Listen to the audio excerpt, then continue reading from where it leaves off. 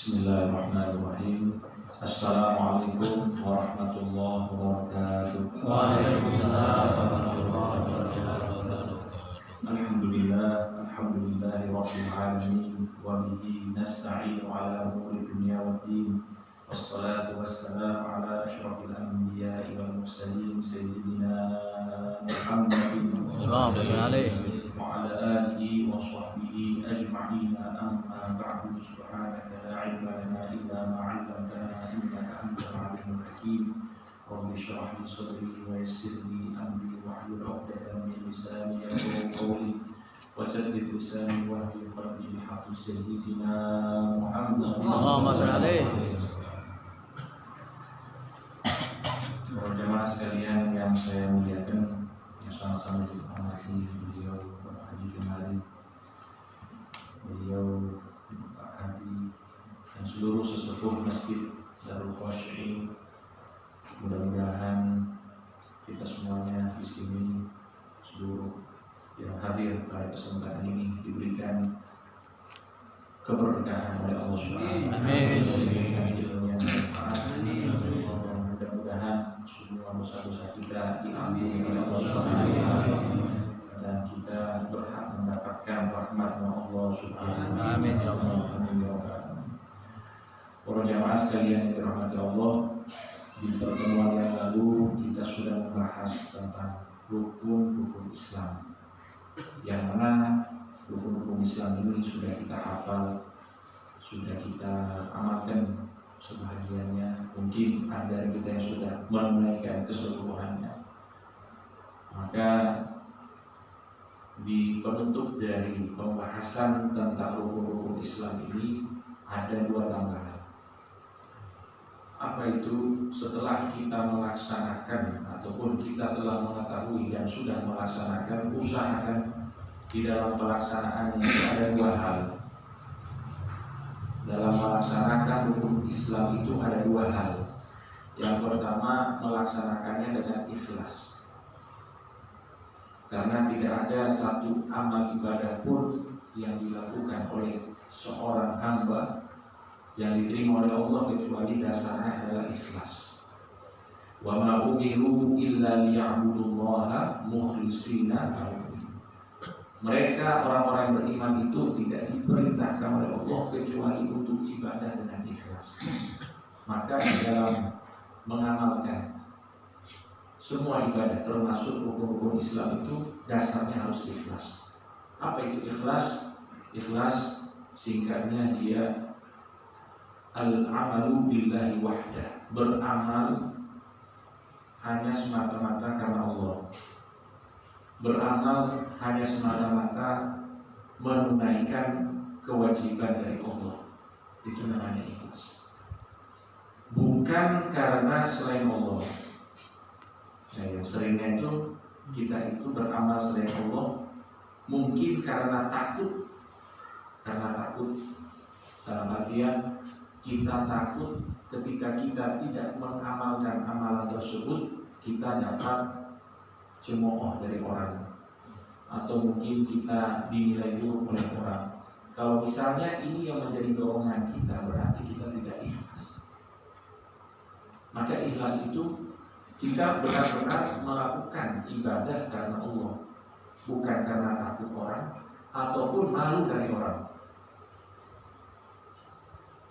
Sholat, kenapa sholat? Saya malu kalau misalnya saya nggak sholat. Ini berarti nggak ikhlas. Atau misalnya dia melakukan satu ibadah, katakanlah silaturahim, katakanlah kalau misalnya di dalam tradisi kita ini ada takziah, ada tahlil, itu kan ibadah. Kenapa kita beribadah? Kenapa kita hadir tahlil? Kalau misalnya dorongannya itu karena malu, berarti tidak ikhlas. Itu bahasa kita itu tidak enak. Kenapa tahlilan? Tidak enak kalau tidak hadir. Kalau dorongannya itu tidak enak, berarti itu sudah tidak ikhlas.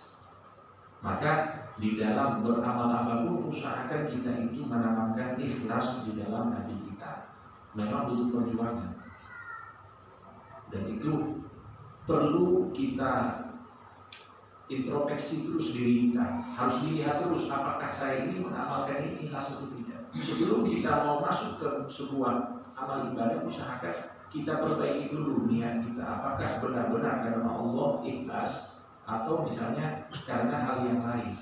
Karena kalau karena hal yang lain, eman-eman ibadah kita itu tidak diterima oleh Allah Subhanahu. Kemudian yang kedua ialah tasdik. Tasdik itu membenarkan apapun yang dibawa oleh Nabi Muhammad SAW. Jangan orang sholat tapi dia tidak yakin dengan sholatnya. Dia menganggap sholat ini hanya rutinitas. Dia harus yakin bahwa sholat ini adalah ajarannya Nabi Muhammad SAW, yang mana termasuk keutamaan dari sholat ini tanha 'anil fahsya'i wal munkar, akan menghalangi seseorang dari perbuatan keji dan munkar. Itu harus yakin, benar-benar yakin. Benar yakin bahwa ini adalah syariatnya Allah. Nah, dua hal ini adalah yang akan menyempurnakan rukun-rukun Islam setelah kita ketahui dan kita amalkan. Jadi ikhlas dan tasdik, ikhlas dan membenarkan, meyakini apa yang dibawa oleh Nabi Muhammad SAW, dan apapun yang menjadi hikmah kenapa hal-hal tersebut disyariatkan oleh Allah Subhanahu wa taala. Jamaah sekalian yang dirahmati Allah Subhanahu wa taala, kemudian kita masuk pembahasan selanjutnya, yaitu tentang rukun-rukun iman.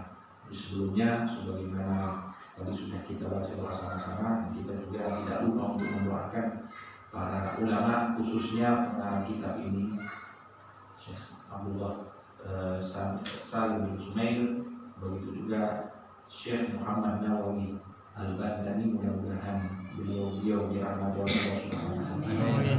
Kita mendapatkan keberkahan ilmu dari beliau. Al-Hadiyah wa likulli shalihah wa ila hadratin Nabi Muhammad sallallahu alaihi wasallam. Sirrul Fatihah. A'udzu billahi minasy syaithanir rajim. Bismillahirrahmanirrahim. Alhamdulillahi rabbil alamin. Ar-Rahmanir Rahim. Maliki yaumiddin. Iyyaka na'budu wa iyyaka nasta'in. Ihdinas siratal mustaqim. Siratal ladzina an'amta 'alaihim ghairil maghdubi 'alaihim waladdallin. Jamaah sekalian yang dirahmati Allah Subhanahu wa taala, selanjutnya adalah fasal arkanul iman sittah. Pasal rukun-rukun iman itu ada 6.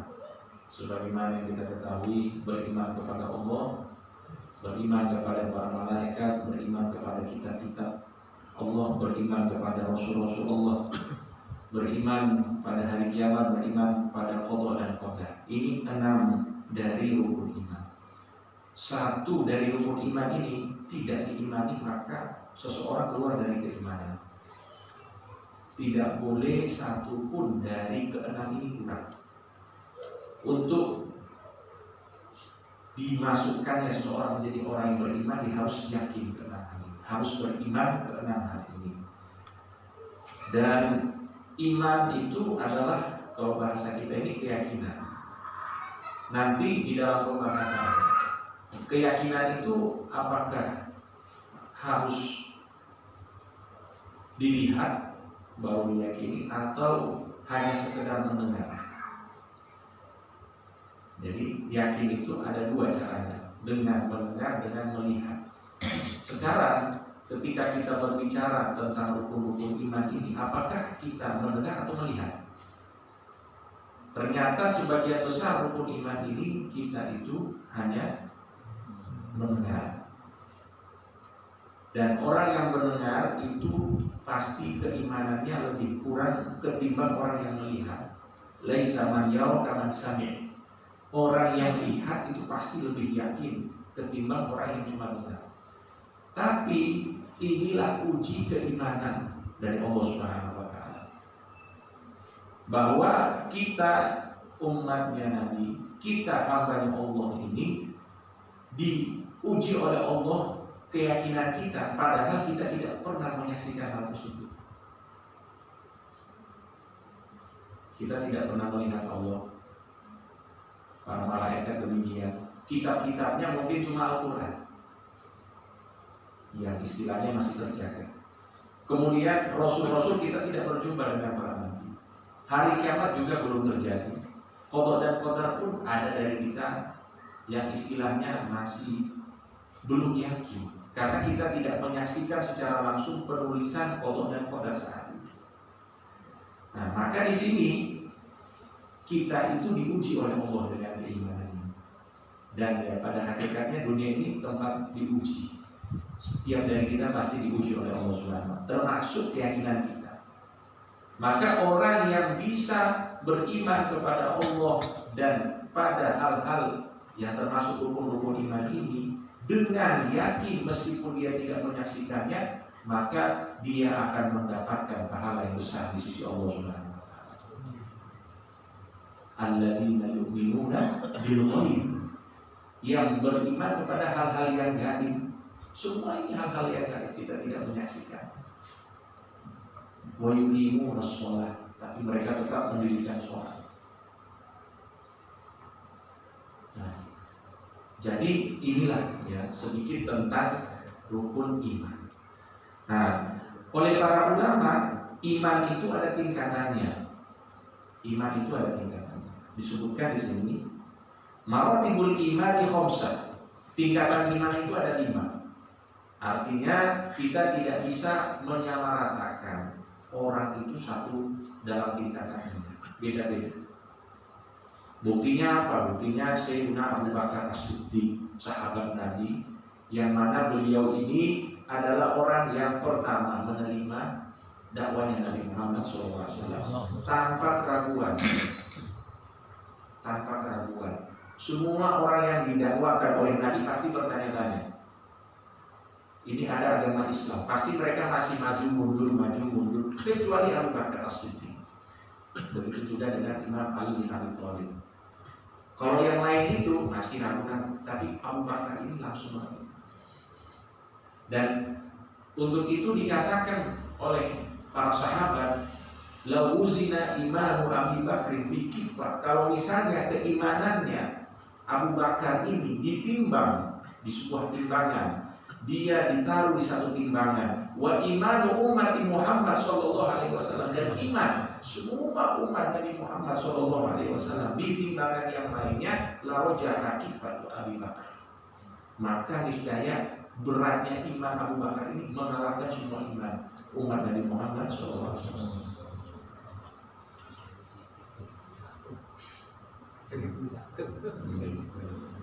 Artinya iman itu tidak sama rata. Untuk itu di sini dijelaskan tentang tingkatan-tingkatan iman. Yang pertama, iman taklid. Iman taklid itu iman ikut-ikutan. Ada orang beriman yang kita ikut. Nah, itu namanya iman taklid. Wa huwa al-jazmu bi qawlil ghair min ghairi an ya'rifa dalilan. Yaitu yakin dengan perkataan orang padahal dia tidak tahu dasar perkataan itu.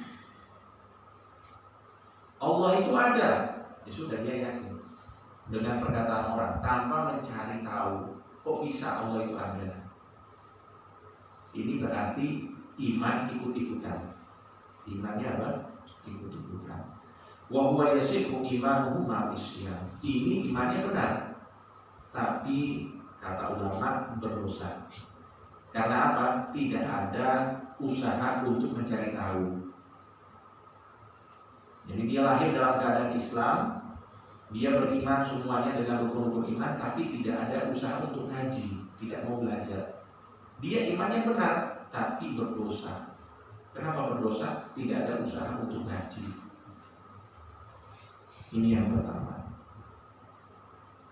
Kemudian yang kedua, iman ilmi, iman yang ada atas dasar ilmu. Wa huwa ma'rifatul aqaid bi adillatiha, yaitu mengetahui keyakinan-keyakinan ataupun keimanan-keimanan dengan dasar-dasarnya. Artinya ngaji. tahu kok Allah itu ada. Oh, Allah itu ada karena disebutkan di dalam Al-Quran, disebutkan di dalam hadis seperti ini. Kemudian juga secara istilahnya apa? Secara akal itu juga bisa dibuktikan. Meja ini kok bisa ada? Apakah mungkin ada sendiri? Tidak mungkin. Pasti ada yang buat. Dunia yang sebesar ini tidak mungkin juga ada sendiri. Pasti ada Tuhannya. Nah, ini termasuk dasar-dasar pembuktian keimanan. Orang yang beriman dengan tingkatan ini disebut dengan iman ilmi. Iman atas dasar ilmu. Tapi dikatakan di sini waqila al-qismaini sahibuhuma mahjubun an dzatillahi ta'ala. Tingkatan yang pertama yaitu iman ikut-ikutan dengan iman atas dasar ilmu ini. Kalau iman atas dasar ilmu, orangnya tidak berdosa karena sudah ngaji. Tapi dua-duanya ini masih terhalangi dari Allah Subhanahu wa Ta'ala. Masih terhalangi. Masih sekedar ilmu. Masih teori. Belum bisa istilahnya nembus untuk mengetahui hakikatnya Allah Subhanahu wa Ta'ala. Itu yang kedua. Yang ketiga, tsalitsuha imanu ayan. Imanu ayan-ayan itu disaksikan. Wa huwa ma'rifatullah bi muraqabatil qalbi, yaitu ma'rifatullah dengan cara hati yang selalu merasa diawasi.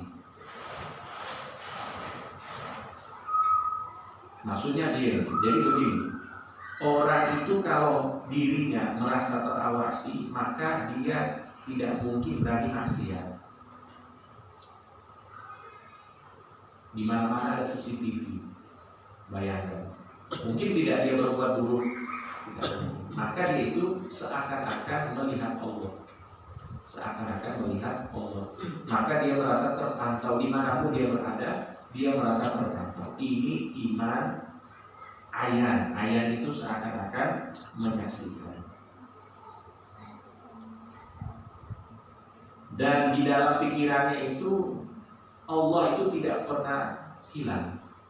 Selalu di dalam pikirannya, di dalam hatinya selalu ada Allah. Ini adalah tingkatan yang ketiga. Dan ini disebut dengan ainul yakin. Nama lainnya adalah ainul yakin. Yang keempat, imanu haqqin. Iman yang benar. Apa itu? Wa huwa ru'yatullahi ta'ala biqalbihi, yaitu melihat Allah dengan hatinya, dengan mata batinnya. Melihat itu tidak harus dalam bentuk, tapi dia melihat dengan mata batinnya. Gambarannya seperti apa? Makna qaulihim al-arif ya rabbahu fi kulli syai'in wa huwa maqamul musyahadah wa yusamma haqqul yaqin. Jadi orang ini di setiap melihat apapun dia itu melihat Allah. Maksudnya seperti itu. Artinya semua yang ada di dunia ini, makhluk-makhluknya Allah ini, yang dia lihat adalah perwujudan Allah. Ini agak tinggi. Ini agak tinggi. Maksudnya agak mudahnya seperti ini. Ketika dia melihat bangunan, maka yang dia bayangkan itu adalah yang membangun bangunan ini adalah Allah. Kalau kita kan ya pandangannya beda. Lihat bangunan apik bangunannya, pandangannya beda. Tapi kalau orang-orang yang di tingkatan ini, apapun yang mereka pandang, mereka memandang Allah. Untuk lebih menjelaskan gini aja, perbedaan pandangan. Ini masalah perbedaan pandangan. Kita kalau lihat gelas aqua plastik itu, pandangan kita terhadap gelas aqua plastik dengan pandangan pemulung terhadap gelas aqua plastik beda. Benar ya? Kalau kita melihat gelas aqua itu sebagai sampah, tapi kalau mereka melihat itu sebagai uang. Memang wujudnya itu adalah gelas aqua, tapi yang mereka pandang adalah uang. Maka begitu juga orang-orang yang di tingkatan ini. Mereka memandang makhluk Allah Tapi yang mereka pandang itu adalah penciptanya. Ini makom disebut dengan hakul yakin. Hakul yakin. Wa sahibuhum mahjubun 'anil hawadis. Tapi golongan ini, tingkatan ini masih terhijab dengan makhluk.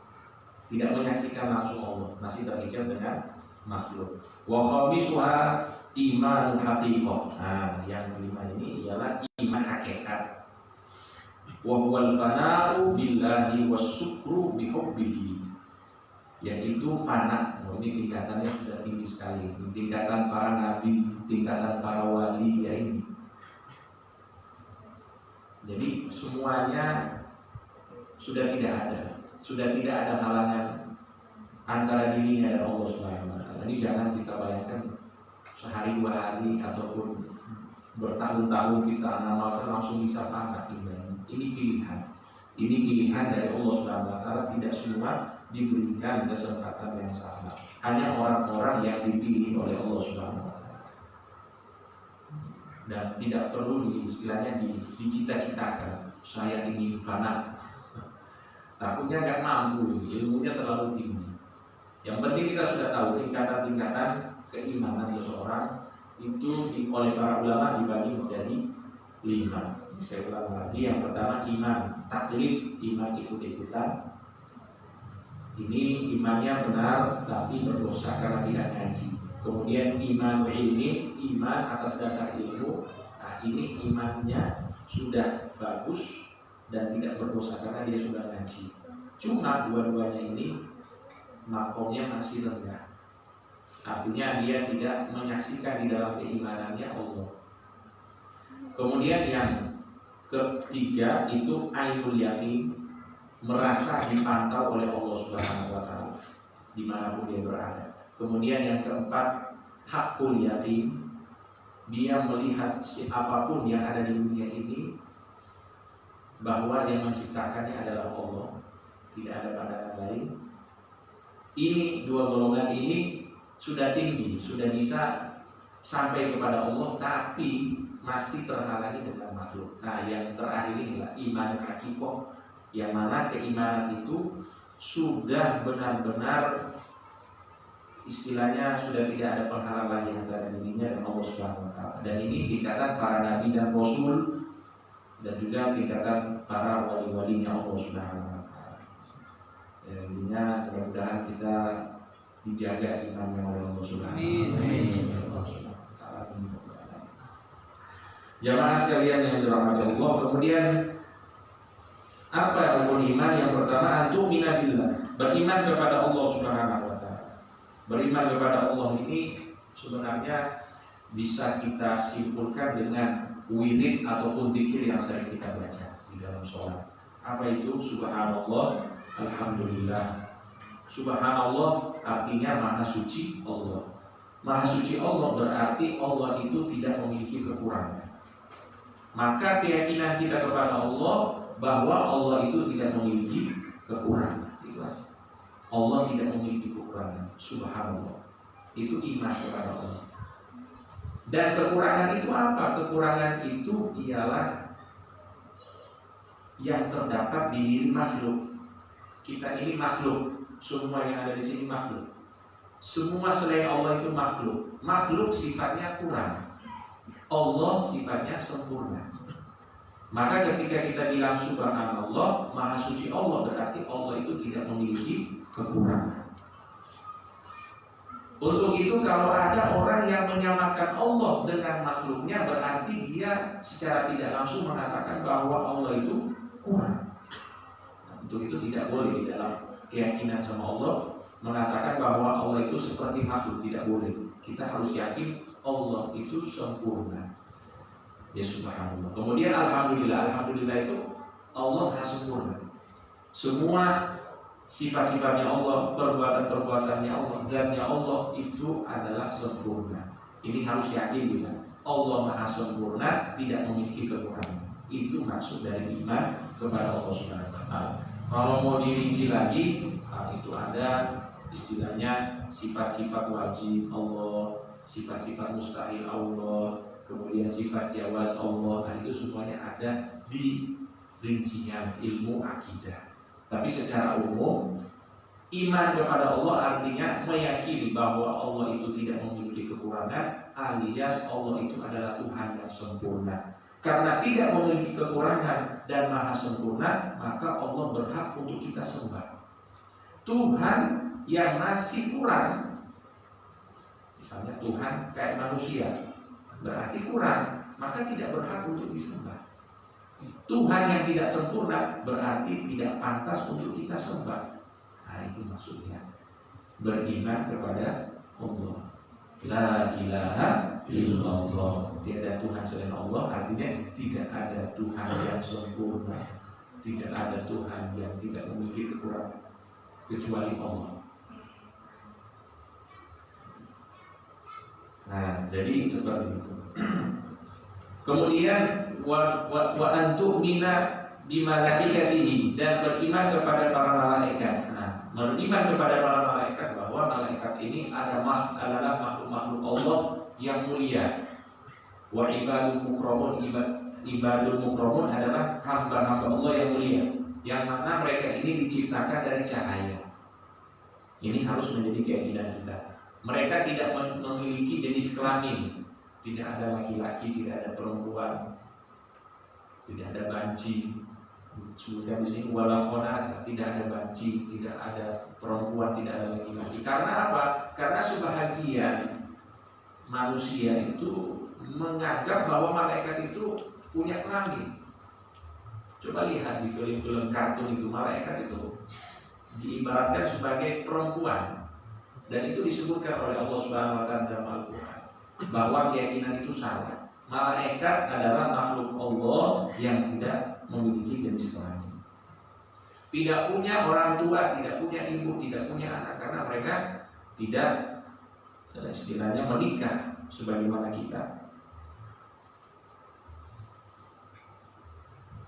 Dan jumlah mereka yang banyak sekali, para malaikat itu jumlahnya sangat banyak, dan di antaranya 10 yang harus kita imani, malaikat Jibril dan malaikat-malaikat yang sudah kita ketahui. Ya, malaikat 10 malaikat dengan tugas-tugasnya masing-masing. Itu wajib kita yakini dan kita imani. Dan juga ada malaikat-malaikat yang lain, jumlahnya banyak sekali. Maka di dalam sebuah hadis disebutkan ada malaikat-malaikat itu yang masuk di sebuah tempat, Baitul Ma'mur, setiap hari 70.000 malaikat. Yang mana kalau sudah masuk mereka tidak keluar lagi. Artinya 70.000 masuk setiap hari. Ini sudah berapa hari sampai sekarang? Artinya jumlah mereka itu sangat banyak. Untuk itu ketika kita mendengar hadis Nabi Muhammad SAW, Ar-Rahimuna yarhamuhumur rahmanu tabaraka wa ta'ala, orang-orang yang menyayangi di dunia itu akan disayangi oleh Allah Subhanahu wa taala. Irhamu man fil ardi, sayangilah apapun yang ada di muka bumi. Yarhamukum man fis sama, maka niscaya penduduk langit akan menyayangi kalian. Kalau kita itu baik di dunia, kita itu disenangi oleh orang di dunia, tidak punya musuh di dunia, maka penduduk langit yaitu para malaikat akan menyayangi kita. Dan kita tahu bahwa penduduk langit yaitu para malaikat jumlahnya jauh lebih banyak dari jumlah manusia. Nah, itu kelebihannya ketika kita menjadi orang baik di dunia. Disayangi oleh para malaikat dan akan diminta ampunkan kepada Allah Subhanahu wa taala. Nah, itu ya ringkasnya tentang iman kepada para malaikat. Dan sebaik-baik malaikat itu siapa? Yaitu malaikat Jibril alaihi salam. Mungkin ada yang bertanya, malaikat Jibril itu tugasnya apa? Ada yang bilang kan mengantarkan wahyu. Sekarang sudah tidak ada nabi. Terus tugasnya apa?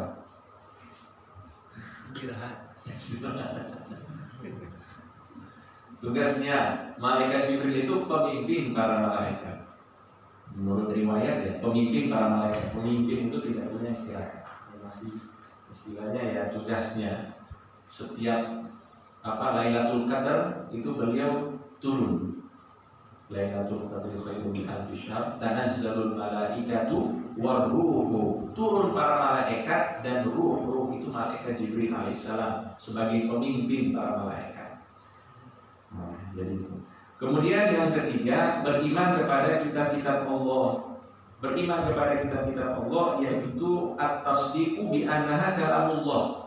Yakin bahwa kitab-kitab suci yang diturunkan kepada para nabi itu adalah firman Allah al-munazzal ala rusulihi, yang diturunkan kepada utusan-utusannya. Wa kullu ma tadammanathu haqqun, dan apapun yang menjadi isi dari kitab-kitab itu adalah benar dari Allah. Tapi sekarang kitab yang benar yang masih bisa kita yakini kebenarannya itu hanya Quran. Kalau yang lain-lain itu sudah banyak istilahnya hal-hal yang diganti, ada yang dirubah, ada yang ditambah. Maka di sini yang dimaksud ialah beriman secara umum bahwa itu adalah firman-firman Allah dan diturunkan kepada Rasul-Rasulnya Allah Subhanahu Wa Taala, dan isinya itu benar di waktunya masing-masing. Kalau untuk kita, insya Allah Al-Quran akan terjaga hingga hari kiamat. Isinya itu tidak mungkin diganti. Karena apa? Yang menjaganya langsung adalah Allah Subhanahu Wa Taala. Inna nahnu nazzalna dzikra wa inna lahu lahafizun. Kami yang menurunkan Al-Quran, kata Allah, dan kami sendiri yang akan menjaganya. Dan yang wajib kita imani, kitab-kitab Allah itu ada 4 kitab-kitab Allah. Zabur, Nabi Daud, Taurat, Nabi Musa, Injil, Nabi Isa, dan Al-Quran Nabi Muhammad SAW. Kemudian ada namanya suhuf. Suhuf itu lembaran-lembaran. Lembaran-lembaran itu ada pembagiannya. Nabi Ibrahim itu ada 30 lembaran yang diberikan kepada Nabi Ibrahim. Kepada Nabi Musa sebelum Taurat itu diberikan 10 lembaran. Maka terkenal dengan Ten Commandments. Kalau di dalam agama Yahudi itu ada Ten Commandments, karena ada 10 lembaran yang diberikan kepada Nabi Musa alaihissalam. Kemudian kepada Nabi Syed itu diberikan 60 lembaran. Nah, itu iman kepada kitab-kitabnya Allah Subhanahu Wa Taala. Ini kita tidak boleh hanya iman sama Al-Quran, semuanya kita harus iman. Tapi yang benar isinya sekarang hanya Al-Quran. Seperti itu. Kita iman bahwa itu adalah firman Allah Subhanahu Wa Taala. Kemudian yang selanjutnya iman kepada Rasul-Rasul. Yakin atau iman kepada Rasul-Rasul ialah bahwa mereka afdhalu ibadillah, adalah hamba-hamba Allah yang paling mulia, yaitu para utusan-utusan Allah Subhanahu Wa Taala. Bahkan lebih afdol dari para malaikat. Tingkatannya para nabi dan rasul itu lebih tinggi dari para malaikat. Setelah para nabi dan rasul, para malaikat. Setelah para malaikat, maka para wali-walinya Allah Subhanahu Wa Taala. Itu tingkatannya. Tingkatannya seperti itu. Para nabi dan rasul. Nanti para nabi dan rasul tingkatannya macam-macam. Yang lebih tinggi itu namanya ulul azmi. Pertama yaitu Nabi kita Nabi Muhammad SAW, pemimpin para nabi. Ulul azmi. Ulul azmi itu orang yang memiliki kesabaran di dalam dakwah. Pertama Nabi Muhammad SAW, kemudian Nabi Ibrahim alaihissalam, kemudian Nabi Musa alaihissalam, Nabi Isa alaihissalam, dan yang kelima Nabi Nuh alaihissalam. Ini ulul azmi. Mereka adalah utusan-utusan Allah yang terbaik. Kemudian setelah itu para rasul. Para rasul itu kata para ulama, apa bedanya rasul dengan nabi? Kalau rasul itu diberikan wahyu, kalau nabi itu melanjutkan wahyu yang diberikan kepada rasul. Jadi misalnya gini, Taurat diberikan kepada Nabi Musa alaihissalam. Setelah Nabi Musa ada nabi-nabi, tapi nabi-nabi itu hanya melanjutkan Tauratnya Nabi Musa alaihissalam. Itu bedanya antara nabi dan rasul. Kemudian setelah para nabi dan rasul tingkatannya adalah para malaikat. Setelah para malaikat yaitu para wali-wali Allah Subhanahu wa Ta'ala, para kekasih-kekasih Allah. Dan jumlah para nabi banyak, disebutkan ada 124.000 nabi. Kalau Rasul itu ada 70.000, atau riwayat lain menyebutkan kalau tidak salah 30.000. Tapi yang kita imani, yang kita istilahnya harus tahu namanya itu 25 yang disebutkan di dalam Al-Quran, dari Nabi Adam sampai Nabi Muhammad SAW. Maka ini termasuk prioritas. Kalau kita mau ngajar anak-anak, katanya sebelum ajar yang lain-lain, ajarkan nama-nama Nabi. Nama-nama Nabi itu penting, karena ini termasuk keimanan kita kepada Allah Subhanahu wa Ta'ala. Kemudian yang kelima, iman kepada hari akhir. Iman kepada hari akhir yaitu beriman kepada hari akhir itu hari kiamat. Kenapa dinamakan hari akhir? Karena setelahnya sudah tidak ada hari lagi. Itu kata ulama. Hari akhir berarti sudah tidak ada hari setelahnya. Kapan itu? Setelah peniupan sangkakala kedua. Peniupan sangkakala pertama itu akan menghancurkan semua isi bumi. Orang yang masih hidup pada saat itu pasti akan musnah, akan hancur. Semuanya akan hancur dalam peniupan sangkakala pertama. Peniupan sangkakala kedua, semuanya akan dibangkitkan oleh Allah Subhanahu. Maka setelah peniupan sangkakala kedua, itu namanya hari akhir. Karena sudah tidak ada hari setelah. Itu kata para ulama bicara. Tapi juga dia mengatakan bahwa hari kiamat itu adalah berpindahnya seseorang dari alam dunia. Maka kalau misalnya ada dari kita yang meninggal, berarti itu sudah hari kiamat untuk dirinya sendiri.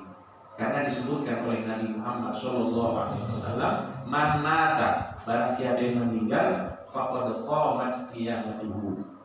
Maka kiamat untuk dirinya itu sudah terjadi.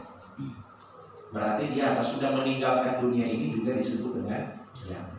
Tapi ya lebih jelasnya lagi bahwa hari kiamat itu penjelasan yang pertama tadi, yaitu hari yang mana sudah ditiup sangkakala kedua oleh Nabi Israfil alaihissalam. Jamaah sekalian yang dirahmati Allah, dan sebenarnya ini Nabi Israfil dan Nabi malaikat Israfil itu sudah sangat ingin meniup sangkakala. Sekarang ini sudah sangat ingin. Semenjak diutusnya Nabi Muhammad SAW itu sudah mulai, istilahnya keinginannya sudah sangat kuat untuk meniup sangkakala. Tapi setiap kali mendengar di bumi orang yang mengucapkan La ilaha illallah, akharaha sab'ina khalifah, dimundurkan lagi keinginannya sampai 70 tahun. Maka kalimat tahlil ini bukan kalimat biasa. Ya, sekelas malaikat Israfil yang udah mau tiup sangkakala saja itu istilahnya hormat dengan kalimat ini, dan mengundur waktu peniupan sangkakala sampai 70 tahun. Maka insya Allah kita tidak akan berjumpa dengan hari kiamat selama kita masih mengucapkan La ilaha illallah. Jamaah sekalian yang dirahmati Allah, kemudian hari kiamat itu bukan cuma hari itu kiamatnya itu penghancuran dunia kemudian kebangkitan umat manusia, bukan cuma itu, tapi rangkaian yang akan terjadi pada saat itu hingga orang-orang yang akan masuk surga, orang-orang yang masuk neraka masuk neraka. Itu akhir dari hari kiamat. Jadi hari kiamat itu bukan cuma pas istilahnya hari hanya itu, hari penghancurannya itu, hari kebangkitannya, tapi setelahnya itu, setelah orang-orang dibangkitkan oleh Allah Subhanahu wa Ta'ala, dikumpulkan di sebuah padang yang disebut dengan mahsyar. Dari Nabi Adam alaihissalam sampai manusia terakhir itu akan dikumpulkan di padang mahsyar. Dan waktunya itu panjang sekali jemaah sekalian. Waktunya sangat-sangatlah panjang. Tapi kata ulama begini, kata para ulama, di padang mahsyar itu, setelah di padang mahsyar kemudian nanti pertimbangan amal ibadah, kemudian setelah itu mizan, kemudian pemberian kitab atau catatan amal ibadah, catatan perbuatan itu akan diberikan. Setelah itu kemudian nanti akan ada perjalanan sirat. Kalau misalnya selamat berarti masuk ke dalam surga, kalau jatuh berarti masuk ke dalam neraka. Nah, ini semuanya adalah rangkaian hari kiamat. Ulama berkata seperti ini, wa miqdaruhu, dan waktu atau proses, ya kalau kita bilang proses orang itu masuk surga, orang itu masuk neraka, binisbati ilal kuffar khamsina alfi sana. Untuk orang-orang kafir itu seperti 50.000 tahun. Prosesnya itu lama sekali. Untuk orang-orang kafir itu 50 tahun. Agar apa? Agar merasakan ketakutan-ketakutan yang sangat luar biasa, balasan dari Allah Subhanahu wa taala karena mereka kufur terhadap Allah Subhanahu wa taala. Wa huwa akhafu min sholatin maktubatin fid dunya binisbati ilal mu'minis shalih. Adapun untuk orang mukmin yang soleh itu durasinya, waktunya hanya seperti sholat satu waktu. Misalnya sholat maghrib. Sholat maghrib itu berapa menit kira-kira? Jangan pakai standar kita lah. Standar kita terlalu cepat ya. Jangan cepat. Taruhlah 20 menit. Taruhlah 20 menit. Maka waktu yang akan dijalani oleh orang yang beriman, orang yang soleh hanya 20 menit kira-kira. Jadi hari kiamat, kebangkitan itu durasi untuk mereka rasakan hanya seperti 20 menit. Ini untuk orang-orang yang beriman dan soleh. Wa yatawassatu ala usatil mu'minin. Nah, adapun orang-orang yang beriman tapi maksiat, tidak soleh, itu antara seperti orang-orang kafir 50.000 tahun, atau seperti orang-orang mukmin yang soleh, yang mana durasi waktu mereka itu hanya seperti sholat satu waktu saja. Nah, ini penjelasan para ulama. Ya, pertengahannya lah seperti itu. Jadi di sini beliau Imam Nawawi berdoa, nas'alullah ta'ala al-khaffifahu alaina. Mudah-mudahan hari kiamat itu akan dimudahkan untuk kita semuanya. Tidak merasakan ketakutan-ketakutan pada hari kiamat. Dimudahkan semuanya untuk masuk ke dalam surga Allah Subhanahu wa taala. Wa bil qadari khairihi wa syarrihi min Allah taala. Kemudian penutup ialah beriman kepada qada dan qadar. Beriman kepada qada dan qadar, atau yang kita kenal dengan takdir. Nah, sebelumnya kenapa ada istilah qada dan ada istilah qadar? Ulama menjelaskan bahwa qada itu artinya penetapan dari Allah. Penetapan takdir itu namanya qada. Jadi Allah itu memerintahkan kolam. Allah menciptakan makhluk namanya kolam. Kolam kalau bahasa Indonesia itu pena. Allah menciptakan kolam, kemudian memerintahkan kolam untuk mencatat apapun yang terjadi, yang telah terjadi, yang sedang terjadi, dan yang akan terjadi itu dicatat oleh kolam. Setiap dari kita ini nasibnya, takdirnya sudah tercatat oleh kolam. Dan itu merupakan keputusan dari Allah. Itu namanya qada. Sudah tercatat. Adapun qadar itu mewujudkan apa yang menjadi keputusan Allah. Kalau sudah terjadi berarti namanya qadar. Seperti itu. Itu perbedaan antara qada dan qadar. Kalau qada masih keputusan, kalau qadar itu atau ketetapan, kalau qadar itu sudah perwujudannya. Orang meninggal umur. Nah, kita di sini wajib mengimani qada dan qadar. Bahwa apa yang sudah diputuskan oleh Allah itulah yang akan terjadi. Pertanyaannya, apakah kita tahu keputusan-keputusan Allah itu? Tidak ada yang tahu. Yang tahu itu hanyalah Allah Subhanahu wa Ta'ala. Jadi di sini kita itu hanya wajib mengimani. Kita yakin apapun yang terjadi, baik, buruk, enak, tidak enak, itu semuanya dari Allah.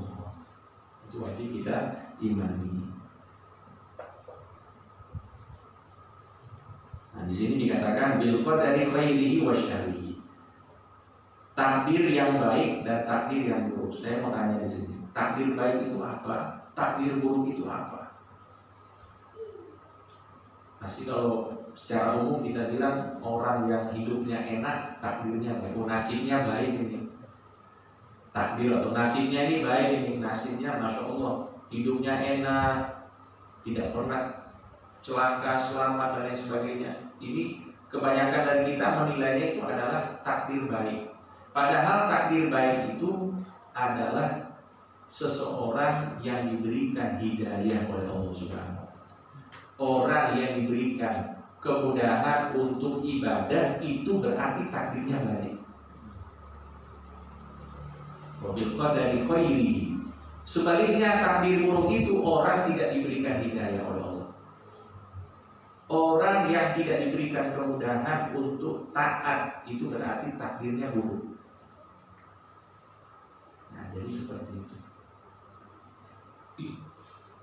Adapun masalah dunia ada dalam hadis lain Nabi Muhammad SAW. Wa antu minabil qadari khairihi wa syarrihi wa hulwihi wa murrihi. Ada takdir namanya takdir manis. Nah, kalau takdir manis ini berkaitan dengan dunia. Ada orang takdirnya manis berarti hidupnya bahagia. Itu berarti takdirnya manis. Bukan baik tapi manis. Orang hidupnya sengsara di dunia. Bukan takdir buruk tapi takdirnya pahit. Nasibnya apa? Pahit. Nasib pahit, nasib manis. Takdir baik, takdir buruk. Beda. Tapi kita berharap mudah-mudahan takdir kita baik dan juga manis. Baik dan manis. Bahagia dunia, selamat dunia dan juga di akhirat. Amin. Nah, tapi ini perlu kita ketahui jemaah sekalian bahwa masalah takdir ini jangan terlalu banyak dibahas.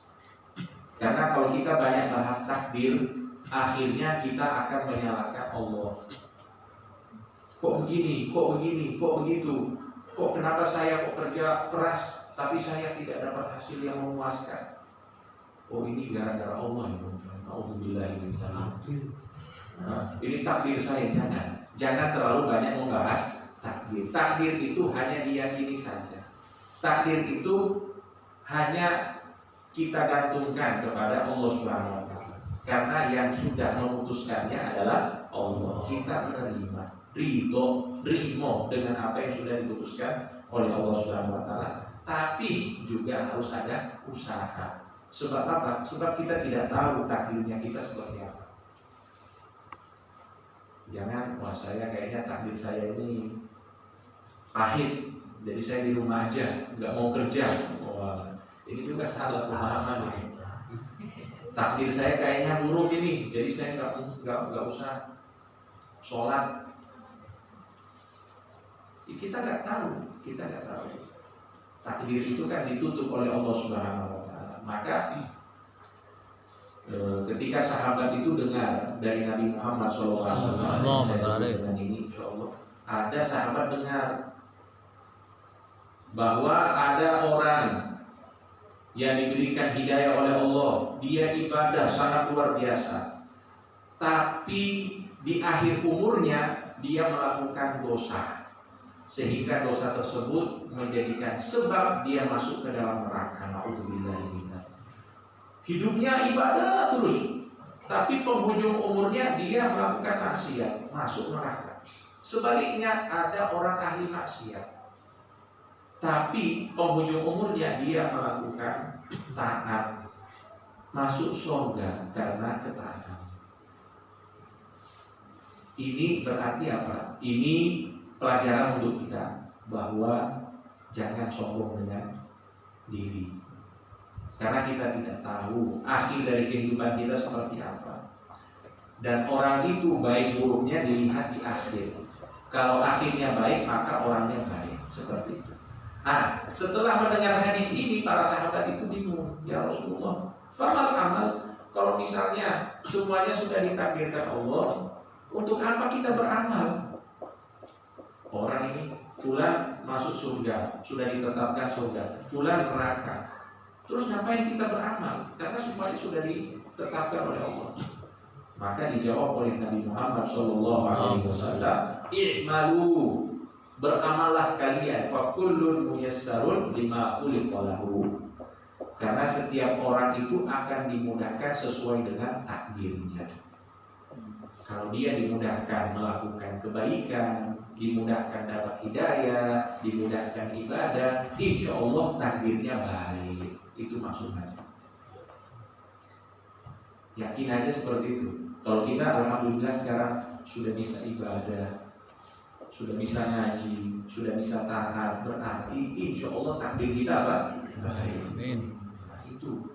Tapi apa? I'malu, terus beramal, jangan putus. Fakullun muyassarun lima khuliqa lahu. Nah, jadi itu beberapa penjelasan tentang rukun-rukun iman yang wajib kita imani, dan mudah-mudahan ini menambah ilmu untuk kita semuanya, yang bermanfaat, menambah keimanan kita kepada Allah Subhanahu wa taala, dan mudah-mudahan kita semuanya diberikan kemudahan untuk selalu ikhlas dan istiqomah dalam menjalankan perintah-perintah Allah dan menjalankan ajaran-ajaran Rasulullah Sallallahu Alaihi Wasallam. Amin amin ya rabbal alamin.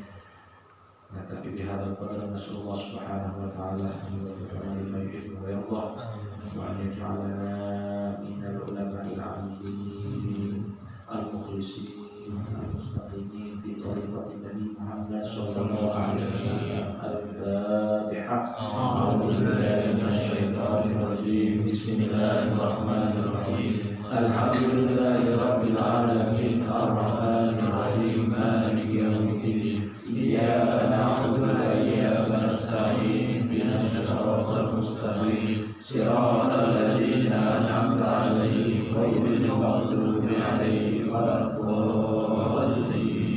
Amin. Wallahu ta'ala a'lam. Wallahu muwaffiq ila aqwamit thariq. Wassalamualaikum warahmatullahi wabarakatuh.